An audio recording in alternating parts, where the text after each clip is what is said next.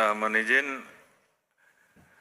memang tadi pertanyaannya ada kurang lebih 16 pertanyaan, Pak. Kalau memang diizinkan kami tidak satu persatu, namun secara umum boleh kami jawab. Silakan, Pak. Terima kasih, Bapak. Yang pertama tadi terkait dengan masalah 3 hal yang kami catat, yang menjadi catatan penting. Yang pertama masalah pemberantasan judi online, yang kedua masalah pemberantasan narkoba, kemudian yang ketiga juga terkait dengan masalah mafia tanah dan hal-hal yang terkait dengan mengoptimalkan restoratif justice. Dan juga tadi ada beberapa tambahan yang nanti akan saya jawab. Pertama terkait dengan masalah pemberantasan judi online, Bapak. Jadi mohon izin, sesuai dengan apa yang menjadi arahan Bapak Presiden, tentunya saat ini kami berusaha agar masalah judi online ini betul-betul bisa kita berantas. Kami berkoordinasi setiap hari dengan PPATK untuk meminta data, karena memang ada data intelijen yang harus kemudian kita tuangkan menjadi data yang bisa digunakan untuk penyidikan. Oleh karena itu tentunya kami perlu bertemu berkali-kali untuk bisa menyambungkan data itu atau memperjelas data intelijen itu menjadi alat bukti yang bisa kita gunakan untuk penyidikan. Yang jelas, Pak, sesuai dengan apa yang tadi Bapak-bapak dan Ibu-ibu sampaikan, bahwa kami tidak berhenti sampai di sini. Memang kami belum mengungkap atau merilis karena memang belum selesai, Pak.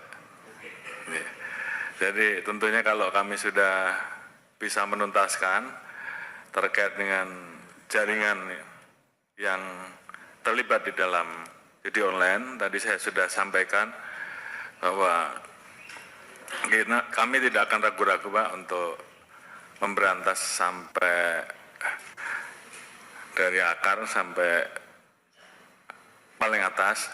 Bahwa bahkan saya, Pak, kalau saya kedapatan saya menerima judi online, saya besok pagi mundur, Pak.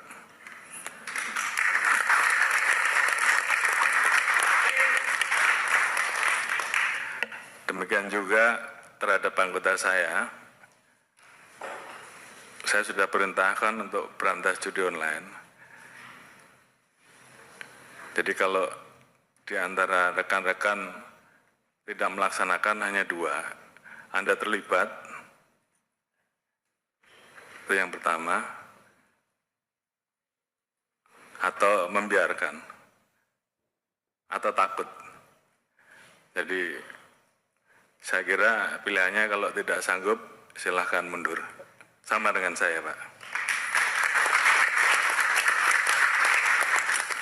Oleh karena itu, ini menjadi komitmen kami untuk menuntaskan masalah judi online ini, dan saya sudah perintahkan ke internal, ke Kadifropam, ke para Kapolda untuk melakukan pengecekan setiap hari, sehingga paling tidak dari anggota kita juga kemudian yang terlibat sebagai pemain judi online ini berhenti. Berikan pembinaan-pembinaan mulai dari teguran sampai dengan sanksi. Kemudian yang terlibat jangan ragu-ragu untuk diproses. Saya kira itu komitmen kami. Kemudian keluar setelah kita bisa melakukan perbaikan ke dalam, tentunya baru kita bisa melakukan perbaikan keluar dengan tegas. Oleh karena itu, sekali lagi, ini menjadi komitmen kami, dan saya minta seluruh anggota jajaran tidak ada lagi yang bermain-main, apakah pembiaran, apakah ikut serta. Dan oleh karena itu, tentunya ini menjadi komitmen bersama untuk menuntaskan, karena memang masyarakat menunggu hal ini. Kemudian terkait dengan kerjasama, kami tidak mungkin bisa berdiri sendiri. Kami harus bekerja sama dengan kementerian lembaga terkait, termasuk terkait dengan masalah pemblokiran. Tentunya kami saat ini melakukan pemblokiran Pak, namun demikian tentunya harapan kami bahwa apa yang kami lakukan ini, kalau kami tidak bisa menyentuh pelaku bandarnya atau belum bisa menyentuh pelaku bandarnya, harapan kita juga paling tidak kami mendapatkan dukungan terhadap aset-aset yang bisa kita amankan, uang-uang yang bisa kita amankan, bisa disita untuk negara, paling tidak itu dulu. Namun upaya kami untuk bekerja sama polis to polis dengan luar negeri, tentunya ini terus kami lakukan. Namun di satu sisi kami juga kadang-kala mendapati posisi bahwa manakala pelaku tersebut melakukan investasi di luar, kami menjadi kesulitan karena ini menjadi permasalahan terkait dengan perbedaan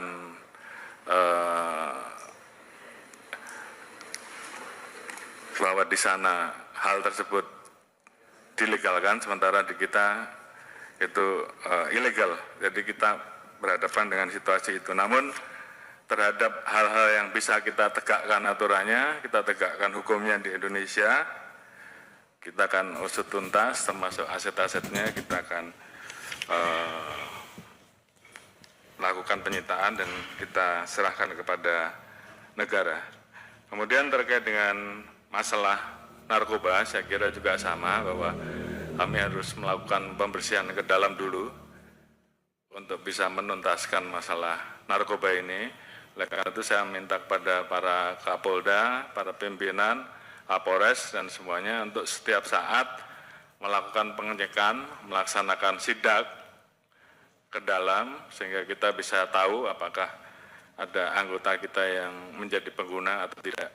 Baru setelah itu lakukan pemberantasan narkoba terhadap yang sudah jelas tadi disampaikan oleh beliau-beliau bahwa ada wilayah-wilayah yang orang bertransaksi bebas. Istilahnya di kami ada istilah one stop service.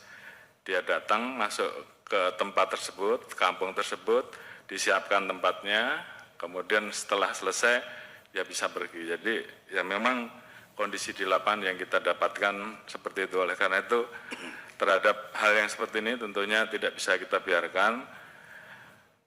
Saya sudah perintahkan beberapa waktu yang lalu untuk ini harus diubah, yang tadinya itu kampung yang dikenal sebagai kampung narkoba menjadi kampung bebas narkoba. Tentunya perlu dilakukan tahapannya.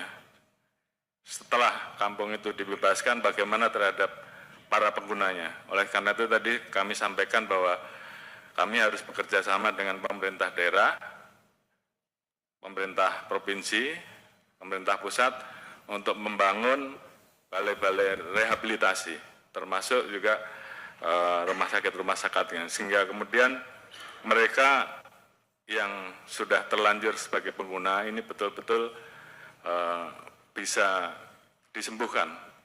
Dengan demikian, maka tentunya kecenderungan untuk narkoba itu datang lagi setelah kita sembuhkan masyarakat kita, tentunya itu bisa berkurang. Di satu sisi, saya juga perintahkan tentunya bahwa kalau ada anggota kami yang terlibat, ya diproses saja, proses tegas. Dan saya kira ini adalah komitmen kita dari awal bahwa terkait dengan hal tersebut, apalagi terkait dengan masalah keterlibatan sebagai pengedar narkoba, ya urusannya hanya dua, dipecat dan dipidanakan.